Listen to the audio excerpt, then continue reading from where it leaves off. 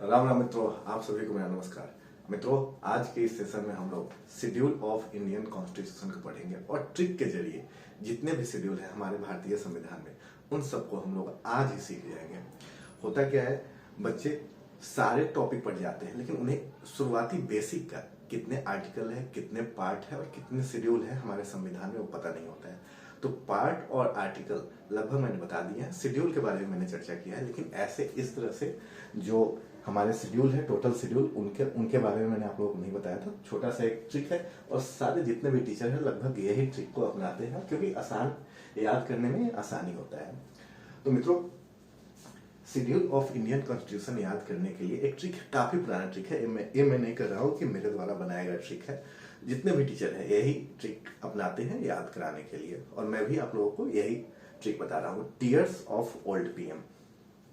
तो मित्रों, इसमें जितने भी लेटर है, each letter signifies schedule of Indian constitution. तो यहाँ पे टीयर्स में देखो 1 2 3 4 5 पूरा काउंट कर लेता हूँ, 6 7 8 9 10 11, शायद 12 काउंट करने में दिक्कत हुआ। 1 2 3 4 5 6 7 8 9 10 11 12। हाँ, तो ये 12 शेड्यूल हो गया हमारे संविधान में। यहाँ पे देखो टीयर्स 1 2 3 4 5, मैं नंबरिंग कर देता हूँ, 6 7 8 9 10 11 12। और जितने यहाँ पे नंबर ऑफ लेटर्स है उतने ही हमारे संविधान में शेड्यूल है। यानी कि यहाँ पे आप देखो टीयर्स ऑफ ओल्ड पीएम में 12 लेटर है और हर लेटर सिग्निफाई कर रहा है एक शेड्यूल को। तो आइए अब डिटेल जरा जान ले कि जो लेटर हमने लिखा है ऊपर, उस एक लेटर से क्या क्या आ सकता है। जैसे टी से क्या होगा, टी से टेरिटरी होगा। टेरिटरी में यूनियन एंड इट्स टेरिटरी पढ़ना होता है, वो पहले शेड्यूल में है।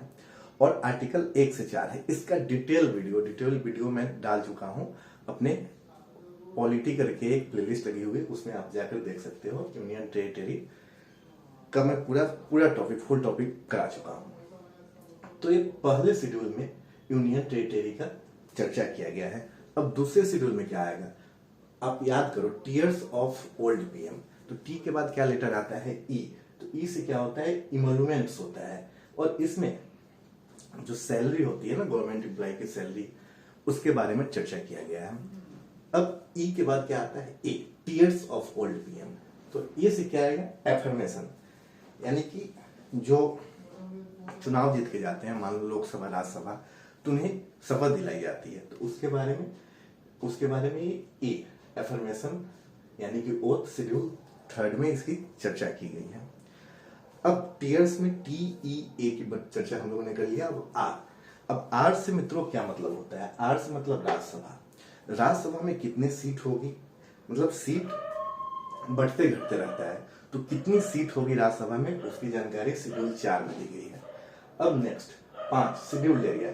हमारे संविधान में कौन से एरिया को शेड्यूल एरिया में रखा जाएगा और कौन से एरिया को अदर बैकवर्ड शेड्यूल एरिया में रखा जाएगा, एक शेड्यूल 5 और 6 में दिया गया है। याद करने में आसानी है, शेड्यूल एरिया को 5 में और उसके बाद 6 शेड्यूल में अदर शेड्यूल एरिया। तो शेड्यूल एरिया के बारे में चर्चा करेंगे विस्तृत, लेकिन अदर शेड्यूल एरिया में 4 राज्यों को लिया गया है, जिसे आप ट्रिक से याद कर सकते हैं। एटीएम में ए से असम, टी से त्रिपुरा, एम से मिजोरम और मे से मेघालय याद कर लेना। इसका ट्रिक ऐसे याद कर लेना, एटीएम में चलो मे से ऐसे हिंदी में कर लो, मेघालय। ए से असम, त्रिपुरा, मिजोरम और मेघालय, में से मेघालय, ठीक है। ये अदर शेड्यूल्ड एरिया के बारे में चर्चा किया गया है। अब यहां तक मित्रों हम लोगों ने शेड्यूल 6 तक कवर कर लिया। अब बचे 6 शेड्यूल। तो यहां तक टीयर्स की बात हो चुकी है, ओ की बात हो चुकी है। एफ में आ जाओ। एफ में फेडरल प्रोविजन। मित्रों, फेडरल प्रोविजन के बारे में भी मैं आप लोगों को बता चुका हूं। इसमें डिवीजन ऑफ पावर होता है और पावर का डिवीजन कैसे किया जाता है, यानी कि सेपरेशन ऑफ पावर कैसे किया जाता है, इसके बारे में मैं आप लोगों को बता चुका हूं। पॉलिटी की प्लेलिस्ट में वीडियो बनी हुई होगी, आप लोग जाकर देख लेना। चलो, तो यहाँ पे डिवीजन ऑफ पावर बेसिकली 3 तरह का डिवीजन ऑफ पावर होगा, आप लोग वीडियो जाकर देख लेना, पूरा क्लियरली समझ में आ जाएगा। अब उसके बाद ओ, अगेन ओ है, ऑफ में ओ और फिर ओल्ड में ओ आया। तो यहां पे ऐसे याद रखना, जो पहले वाला ओ आया वो अदर शेड्यूल एरिया को सिग्निफाई करेगा। ओल्ड वाला जो ओ आएगा वो ऑफिशियल लैंग्वेज को सिग्निफाई करेगा, ओल्ड वाला। क्योंकि पुराने लोग से जब तुम ऐसे याद रखो, पुराने लोग से जब तुम मिलते हो ना तो पुरानी भाषा में ही बात करते हैं। जैसे बिहार में चले जाओ तो लोग मगही में बोलेंगे, कोई लोग भोजपुरी में बोलेंगे, कोई लोग संथाली बोलेंगे। झारखंड में भी जाओ तो लोग अपने लोकल लैंग्वेज में बात करेंगे। तो ओल्ड से ऑफिशियल लैंग्वेज के बारे में बात करना।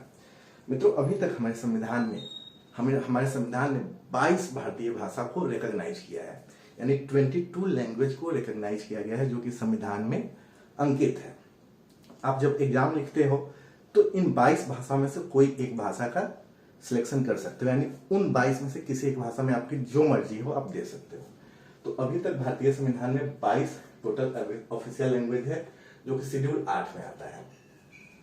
अब शेड्यूल 9 में क्या आता है? ओल्ड का एल से लैंड रिफॉर्म, डी से क्या आता है? डिफेक्शन, यानी एक एंटी डिफेक्शन लॉ आता है। जैसे कि मान लो कि कोई पार्टी बनी और उस पार्टी से 10 विधायक सांसद जीत के चले गए, अब किसी दूसरी पार्टी में उन्हें जाना है तो आसानी से नहीं जा सकते हैं। उसके लिए एक एंटी डिफेक्शन लॉ बनाया गया है, जो कि हमारे शेड्यूल 10 में है। और पी से पंचायत शेड्यूल 11 में मेंशन है। और आखिरी शेड्यूल नंबर 12, जो कि म्यूनिसिपैलिटी को सिग्निफाई करता है। तो मित्रों, ये छोटा सा टॉपिक था, उम्मीद है आपको पसंद आया होगा। और इस टॉपिक में मान लो कि एक फेडरल प्रोविजन है, जो कि सेपरेशन ऑफ पावर करके मैं टॉपिक करा चुका हूं। और टेरिटरी का तो डिटेल सेशन मैंने लिया है, यूनियन एंड इट्स टेरिटरी, जो कि आर्टिकल 1 से 4 में है, पार्ट 1 में है, और शेड्यूल 1 भी हो गया उसका, ठीक है। और बाकी फिर जैसे डिटेल होगा हम बताते चलेंगे, आप लोग पढ़ते चलना। मिलते हैं अगले सेशन में। जय हिंद, जय भारत।